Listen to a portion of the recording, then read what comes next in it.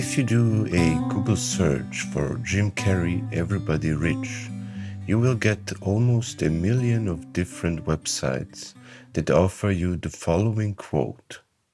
I think everybody should get rich and famous and do everything they ever dreamed of, so they can see that it's not the answer. All these websites attribute this quote to the actor Jim Carrey, none of them offering any information where this quotation is taken from. No info about an interview where he might have ushered those wise words. So, in the end, I am not even sure Jim Carrey even said it, but I will ignore this doubt and read the quote again. I think everybody should get rich and famous and do everything they ever dreamed of so they can see that it's not the answer. Why is this quote so fascinating?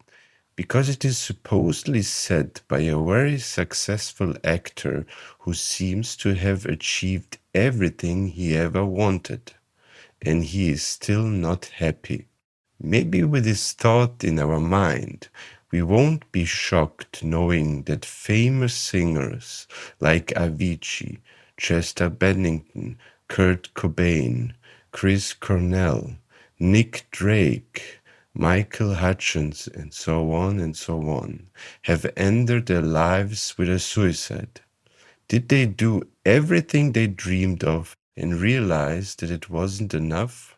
Or can we assume that our assumption is wrong? Maybe they didn't achieve everything they wanted, but they just couldn't be bothered to try any longer. Okay, let's put a pin in this and talk for a second about something else. Let's do one of those memory segments. It is the year 2000 something, maybe 20 years ago, and I am a student at the Johann Wolfgang Goethe Universität in Frankfurt am Main, wasting my life with lectures instead of taking drugs and going to one of those sex clubs that Germany is famous for whatever reason. So I am sitting at a lecture held by Professor Hans Heino Evers, who at the time was professor of German literature with a focus on children's literature and the director of the Center for Children's Literature Research at the same university. He was explaining that a piece of literature could be seen through different lenses of interpretation. A story could be called a coming-out-of-age story, or could just be a simple adventure story, or maybe even a comedy. And then he did something that he seldomly did. He made a statement that was a critique of the zeitgeist. He said, "It is not necessary, and it is quite boring to see every story through the lens of migration." Bam! That stuck with me. Even 20 years later, I remember him saying this. So why am I telling you these things? Isn't it quite obvious? I want you, dear listeners, to combine the Jim Carrey part with the Hans Heino Evers part and understand what the podcast is really about. So, did you do it? Do you now understand? I think you do. So I don't need to explain it to you. Since you are listening to my podcast, I can assume that you're quite intelligent. Let's move on. Let's talk about you, dear listeners. I have some questions to ask you. Let's start with those ones. Do you still live in the country you were born in? If yes, why? I hate you, you lucky son of a gun. Have you ever thought about it? Did it cross your mind? Are you happy with it? Or do you just don't care? I mean, why should you think about it if we are honest? You were born in country X, went to school there, maybe studied abroad, did some drugs, read Foucault, and then you returned back. Now you work for a NGO, You live in a big city and you think the definition for fascism is a border. Or maybe you do live in a different country than is your birthplace. If yes, why? And how miserable are you on a scale from I can't take it anymore to there is no God? And if yes, when and why? Did you leave as a child or as an adult? As you know, my dear listener, I left the country not once, but twice. First time as a child without being asked, and the second time as an adult, and mostly without being asked why I'm doing it. The people get it. But the funny thing is, while I was living in Germany, I have never, even once, met someone who came to live in Germany because he loves Germany, or the people, or the weather, or the nature. The best thing one could find was someone who fell in love with a girl in Germany, and he hated his home country even more than good old Deutschland. But since I moved to Greece, I saw the other side of the coin.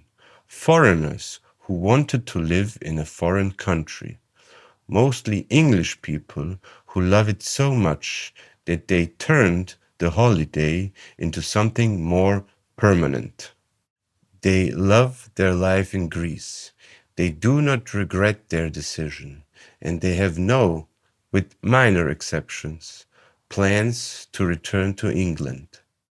The only thing that brings a little bit of bitterness in their story is that since they moved to Greece, Great Britain has changed so much that they cannot recognize it, and that does lead to a slight feeling of loss.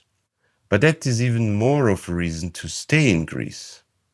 Most of the British that I met and work with are in their mid-70s.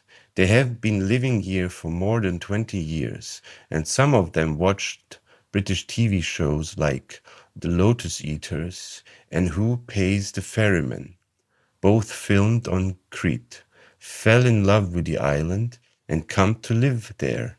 Most of them don't speak a word of Greek, and you would assume it's the fault of the bloody British and their lack of respect for other languages.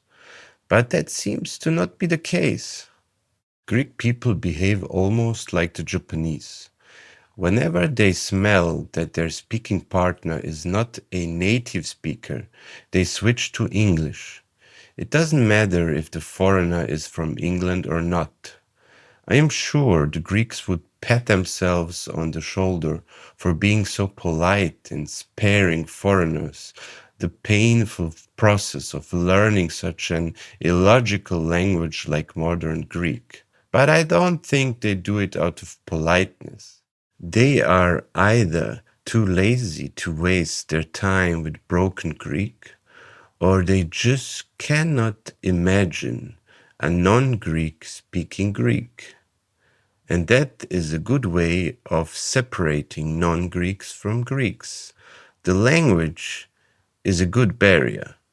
So I would even call this behavior quite impolite towards foreigners, especially towards those ones who want to learn Greek, who start speaking Greek in the shop just to experience the Greeks switching to English without any warning and no good reason.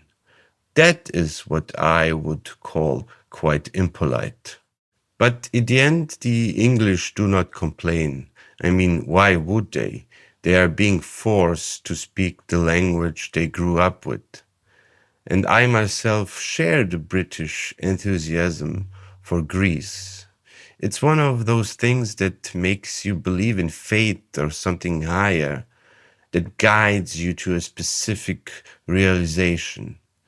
As every European child, I grew up with Greek mythology, with the Greek gods, and I always felt a specific connection to those stories, a specific feeling that was always lacking when reading about other cultures.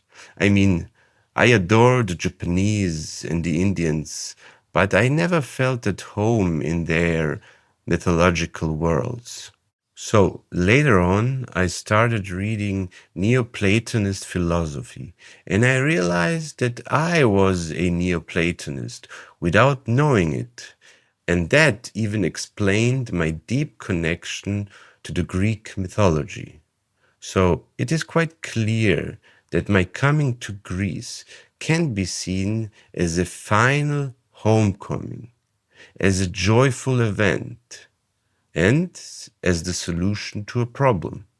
But isn't it quite interesting that every want goes hand in hand with a need? I wanted to come to Greece because I needed to leave Germany. And this feeling of need is per se not a nice one. It is a forceful push. It's unpleasant.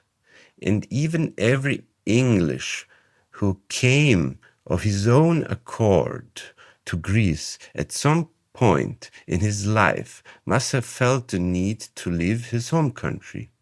Yes, this migration story is not full of war and economical ruin, but nevertheless, there is a feeling of force, of compulsion, or coercion. So, what do we do with this knowledge? Is there achievable happiness in being foreign? And is there even the possibility of freely deciding of becoming a foreigner? I mean, is there no free will, or is there no free will? I remember being asked by some friends after a year or two how my new life in Greece is, if I feel happier and if my life has improved. The only answer that I could give them without feeling like a liar was, the last 2 years were the worst time in my life, but nothing would make me go back to Germany. This is an answer that even surprised myself. It wasn't the answer I expected. In Germany, I had parents who helped me with the kids. I had support from a bloated welfare state, and I navigated in a cultural system that spoke the same language as I did. I lost all of that when I moved. But nevertheless, there isn't a worse thought than going back. That was and is a remarkably strange feeling, I must confess. Okay, let's come back to the opener of this episode.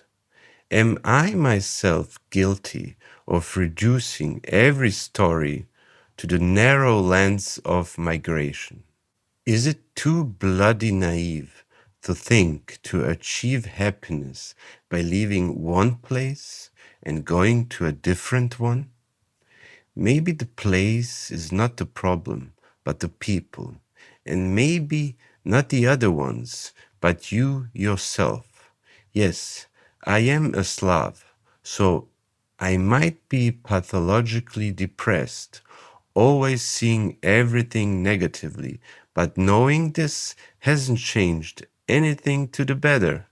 Or maybe this story, like every other, is about happiness being an unachievable construct. Maybe it is exactly how Jim Carrey stated. I think everybody should get rich and famous and do everything they ever dreamed of so they can see that it's not the answer.